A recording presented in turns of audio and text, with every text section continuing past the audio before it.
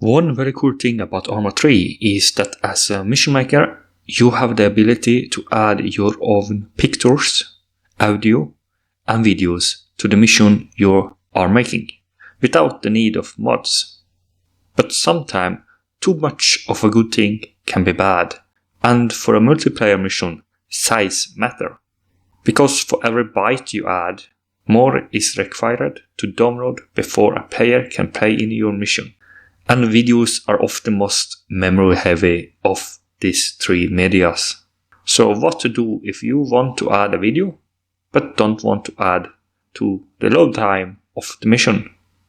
You could create a resource mod, add a video to that, and let the players download the video beforehand.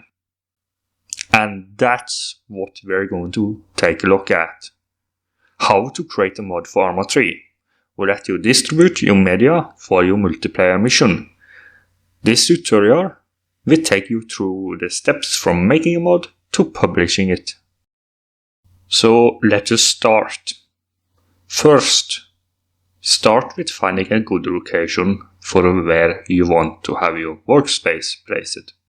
Where is not really important, but it's nice to have it placed in one place where you might find it later.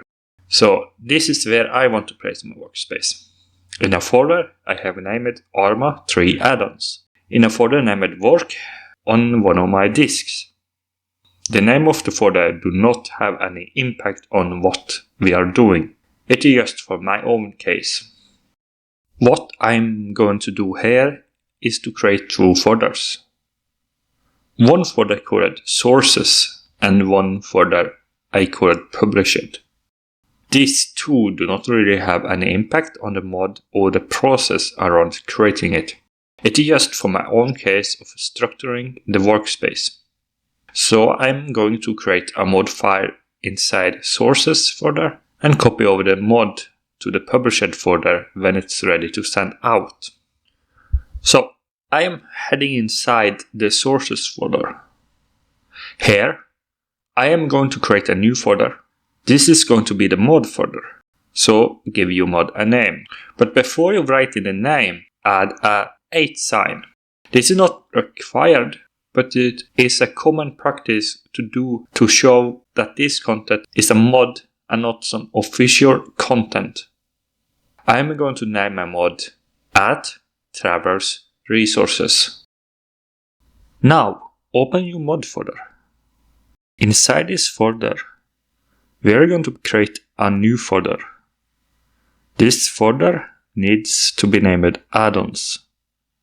This is going to be the Addon folder. Inside this folder is where we are going to have the mod's addons placed. Head inside. Again, we are going to create a new folder. This is going to be, in this case, the mod's only addon. But later, if you want, you can add more addons to your mod. For example, you could divide the images, videos, and audio into 3 different addons. Or for example, have an addon for each mission you are making. But for now, name your addon. There are not really many rules on how to name it. But if you have a space in the name, use underscore. And try to give it a unique name, so you don't get any problems with auto addons with the same name. So I'm going to name addon folder Traverse _resources _core. The addons are where the mod's data is going to be placed. Head into the addon folder. Now we can just drop our video, image or audio files into this folder. But for a better structure of this addon, I will recommend adding some folders for the files, for example. Or you could add folders for the specific missions you want to make. I am going to create a folder for video files, and I'm going to name it video. Here, in this folder, I am going to place this video file, which is of the OGV format. And that's it for the addon. If I head back into the sources folder, copy the mod folder and paste it into the published folder. Then head into the mod folder, then to the addons folder. I can then convert the addon folder traverse_resources_core into a PBO file. If you don't have any PBO converter installed on your machine, but have Arma 3 on Steam, break. Future Torvald here. I was going to talk about if you didn't have any PBO converter installed on the machine, you could use the utility FileBank from Arma 3 tools. But for some reason, the official PBO converter will make a PBO file who can't be used. So I will recommend find the program PBO Manager and install that instead. Back to tutorial. When the PBO file is converted, delete the original files who are still in the addons folder and the mod can be seen as done. We can do a fast check of the mod by booting up the Arma 3 launcher. Here, go to mods, then click on local mod. This lets you define the path for a local mod. So, find the location where you have your mod workspace set up. Then head into the published folder. Here, choose your mod folder. Now, you will see that the mod is added, and I can choose to load it too if I want. Let's do that. You will see that the name of the mod is the same name you gave the folder, but without the @ sign. You can also see that the author is set as unknown and multiplayer is not signed. This is things we are going to look at later. Now, just boot up the game with the mod active. At the start menu, in the bottom left corner, you can see the list of mods who are loaded. Since I just loaded with my mod, it's the only one shown here. So let us head into the Addon editor. For this test, I am going to place down a screen and give it the variable name of mod_test screen. Then I am going to place down a trigger and set it to be a radio trigger. After this, I am going to drop this script into the on actuation field. _video =, traverse_resources_core /video /arma shake .ogv semicolon mod_test screen set object texture square bracket 0, _video square bracket semicolon square bracket _video square bracket 1, 1, 0, 0 square bracket square bracket 1, 1, 1, 1 square bracket core bis_fnc_play video semicolon. If you want to know more about the script, I recommend watching my 2 previous tutorials on how to add videos into Arma 3. So the part of the script I want to talk about now is the first code line, or more specific, the path to the video file. We start first with a \. Then we have the name of the addon, not the mod, but the addon where the resource is located in.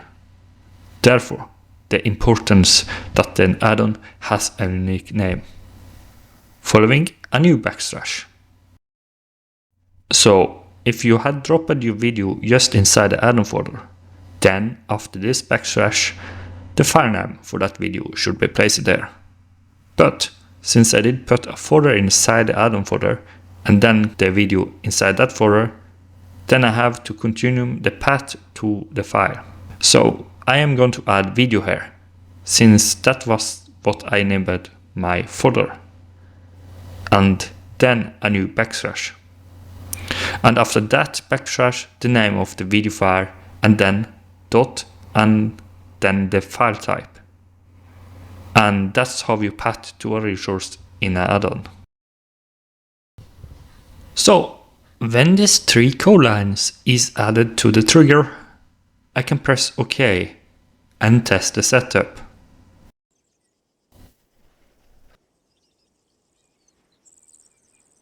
And it's work! Good! Now I can stop here and publish the mod as is. But as previously said, you can also see that the author is set as unknown and multiplayer is not signed. This is things we are going to look at later. We will first take a look at the visual information, like author, logo and name. This do not have any impact on mod, it's more the visual and presentation of information. To do that, head into the mod folder. I am going to do this in the mod folder who are in the sources folder. Here, I am going to create a CPP file called mod. Inside this CPP file called mod, we can start defining the presentation of information connected to the mod. Our first parameter is name. This is what the mod is going to show being named in the expansion menu. For example, instead of the name of the mod folder. So start with writing name, then add a equal sign, then 2 question marks, and end it with a semicolon. The text for the different parameters in this file should be strings, therefore the question marks. Now, between these 2 marks, paste down the name you want to be shown for the mod. I want my mod to have the same name as the mod folder beside the @ sign. So I am going to write traverse resources here. The next parameter is author, and it has the same setup as the name. So start with author, then equal sign, then 2 question marks, and then end it with a semicolon. The text given here will be the text given as author in the mod menu in the launcher when the mod is a local mod. I am going to write my channel name here, Torvald the Traveler. The next parameter is logo. This is the icon shown at the man menu, in the bottom left corner showing what mods were loaded. Without defining the logo here, the default icon will be an image of a puzzle. The picture used must be of the PBO-File format. This parameter too has a similar setup as the previous parameters.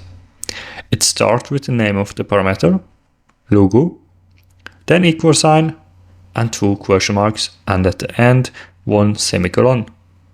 Now, the small difference here is that the text we are going to insert between the question marks now is the path to the picture one wants to have as logo. I have a picture here I want to use, named logo, and have converted it to the PBO format. I am going to place this picture right inside the mod folder. So, to path to this picture, I just have to write logo.paa inside the question marks. If I had placed the picture inside the Addons folder, for example, I would have to write an Addons /logo.paa. But since I did place the picture inside the mod folder, I don't have to write down any folder name before the file name. Now, the next parameter is logo over. This will be the icon shown at the menu in the bottom left corner showing what mods were loaded when you have your mouse over the mod. This lets you add a highlight or change the icon when someone moves their mouse over the mod icon. This follows the same format rules as with the logo. The picture must be of the PBO-File format, and the path to the file starts in the mod folder. If logo over is not added to this Mod.CPP file, The icon will stay the same as logo. So this parameter will look similar to the logo parameter. It starts with logo over, with a capital O at the beginning of over, and we follow it with an equal sign, a pair of question marks, and a semicolon. I have another picture called logo highlight I want to use, so I will drop it inside the mod main folder. Then I will write in the name logo highlight.pa inside the newly created pair of question marks. Then the next parameter is tooltip. This parameter will be the text shown when you hover your mouse over the icon shown at the menu in the bottom left corner, showing what mods were loaded. Nothing new with the setup for this parameter, so it will start with the name of the parameter, tooltip, then equal sign, a pair of question marks, and a semicolon at the end. So the thing here is that if you don't add a tooltip, the name of the mod will instead be shown when you hover the mouse over the mod icon in the menu. In my case, I don't see any need to have another text here beside the name of the mod, so I am not going to add a tooltip to this file. Therefore, this parameter is going to be removed. The next parameter is picture. This is the picture shown in the expansion menu when the mod is selected. The optimal size is 2048 x 1024, and the file must be of the PA format. The picture will also be the fallback icon for the logo, if no logo is defined. The value of this parameter has the same setup as the value of the parameter logo and logo over. The text given is the path to the image file.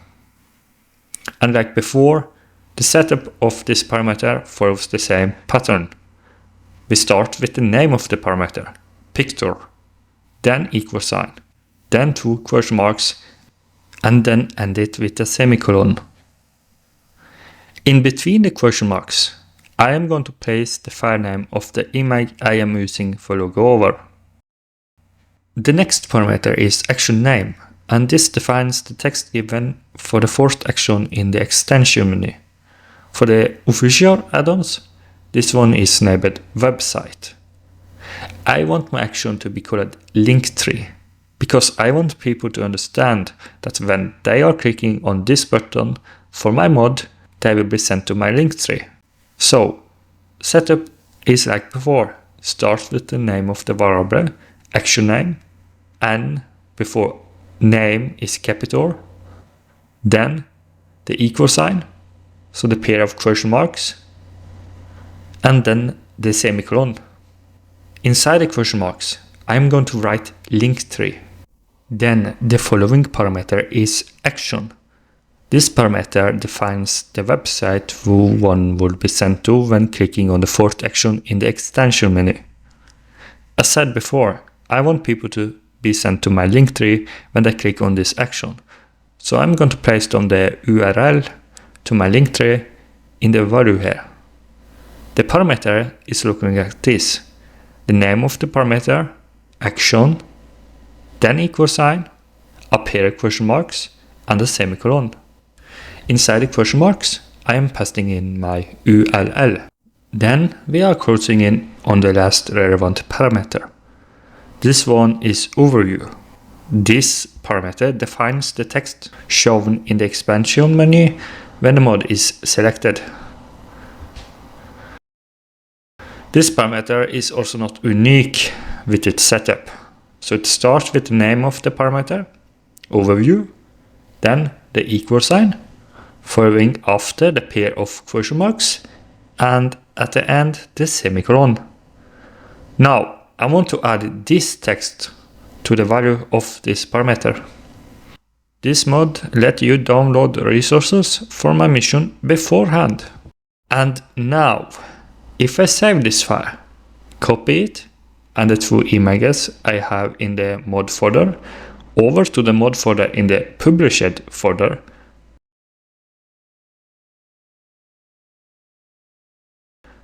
Then booting up the game, I can see the placeholder icon has been replaced with my logo.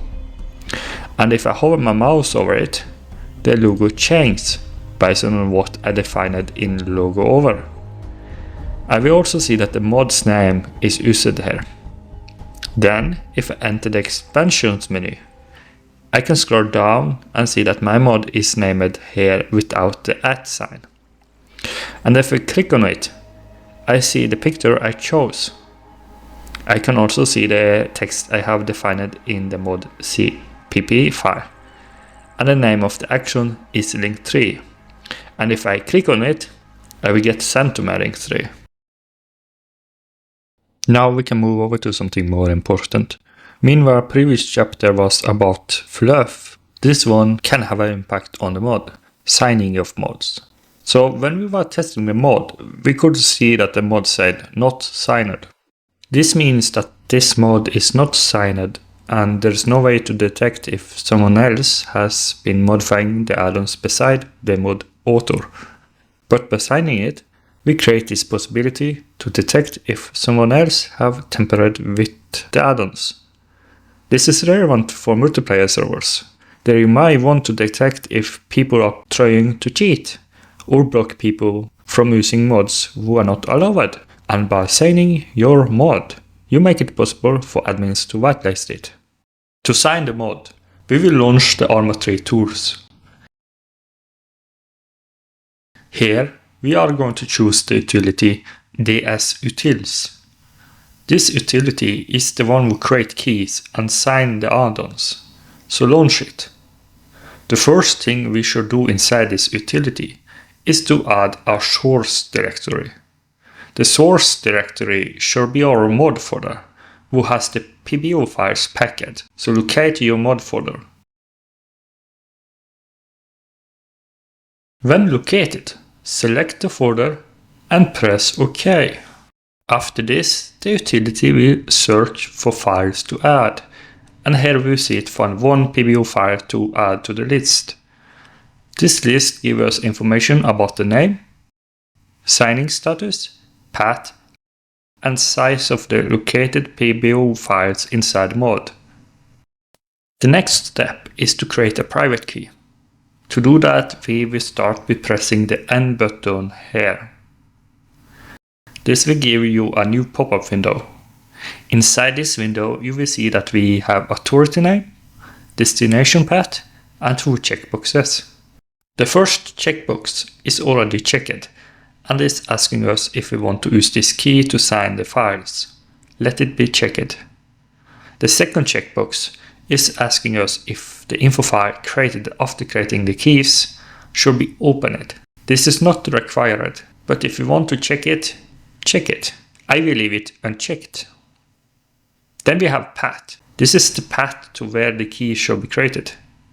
It is automatically set to the location of the ds sign file inside Arma 3 tools, common, Steam apps. You can choose to set it to another location if you want. I am not going to change this location. Then we have the authority name. This is where you are going to name your key. Best practice is to name it following this template. tag_mod name. Tag should be like a signature you use in the community. A nickname, tag, or auto identification. I am going to use tyst here. Mod name should be the name of the mod or something like that. So my authority name would be like this. tyst_travels resources. When you have filled in the name of your authority, then you can press create key. This will create 2 keys in the folder where you decided to be the location of the newly created key. One is public and one is private. The public one is the one who is of the B key format, and the private one is of the B private key format. The one who you should never share is the private key, and it may be wise to take a security copy of this.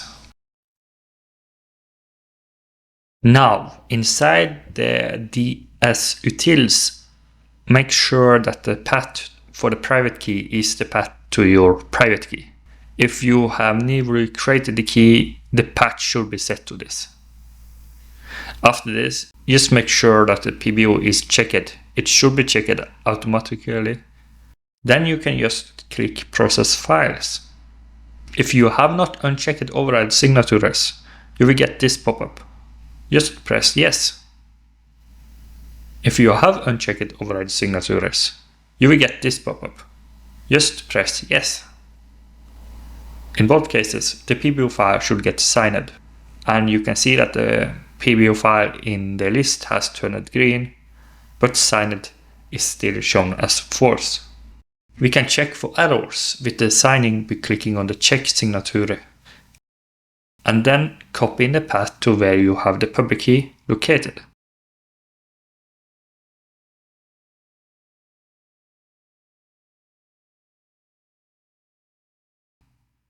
We will see that we got no error.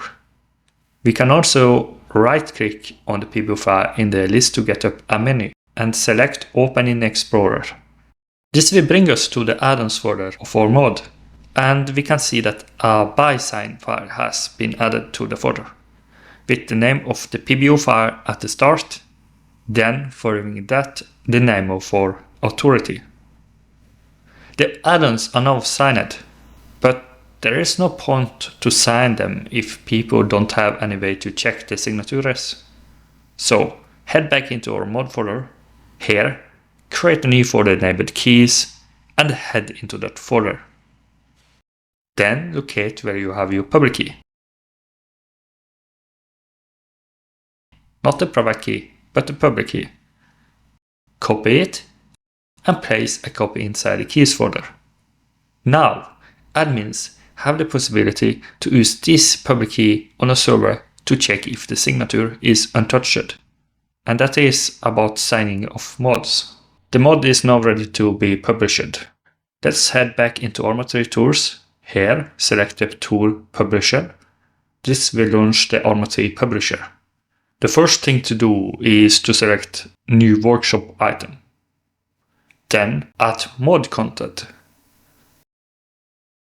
Locate where you have your mod folder located. When located, select your mod folder and choose Select Folder. This should give you the path to your mod folder in the mod content. Signatures should say all signed. Then we have item metadata. The first section is name. This is what the mod is going to be named in the workshop and in the Arma 3 launcher. It is automatically going to select the name of the mod folder. In my case, I don't want the @ sign in the name, so I am going to remove it. Then we have visibility. This is about if the mod is private or public on the workshop. A private mod is only accessible for you. A public mod is visible for everyone. If you set it to be friends, then only those who are your Steam friends may see your mod. And if you set it to be unlisted, only those who has a link to the mod may access it. I am going to set it as unlisted. The next is item type.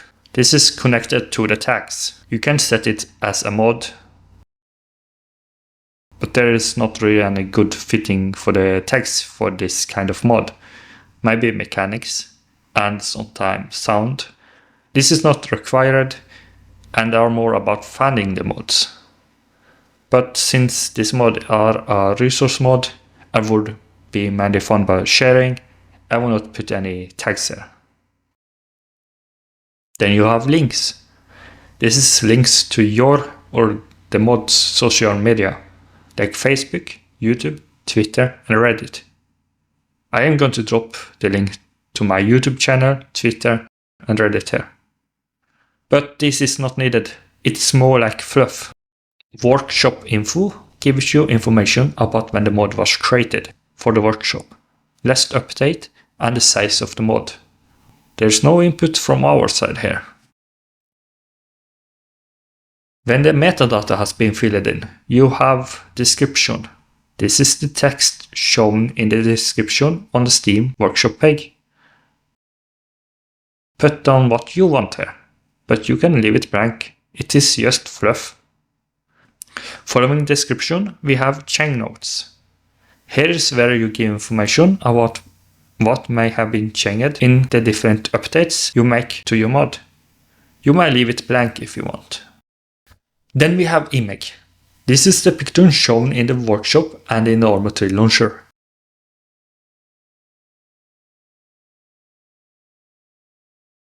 You can leave it untouched, but you can also select from some predefined pictures, or you can select your own. I am going to select a predefined picture. Then you can press Publish after agreeing with the Steamworks license. And that's it. Your mod should get published. And it's ready to be downloaded and used. Okay, let's do a fast check of the mod, who is installed from the Steam Workshop. In the main menu, we can see that the logo do the changes and we can see the name. If we head into the expansion menu, we can see the information we have given are here. And if we click on the action, we are getting sent to the link tree. Good. Now let's head into a mission and test out the mod. We are going to use the same setup as before. No change with the code. We did right earlier. We are still pathing to the same direction as we are using the same names. And if we start, we see it works. Good. No problems. I hope you now understand how to set up a resource mod, how to fill out the mod.CPP information, how to sign a mod, and how to publish a mod. Thank you for watching. If you have questions or want more information, feel free to leave a comment about it.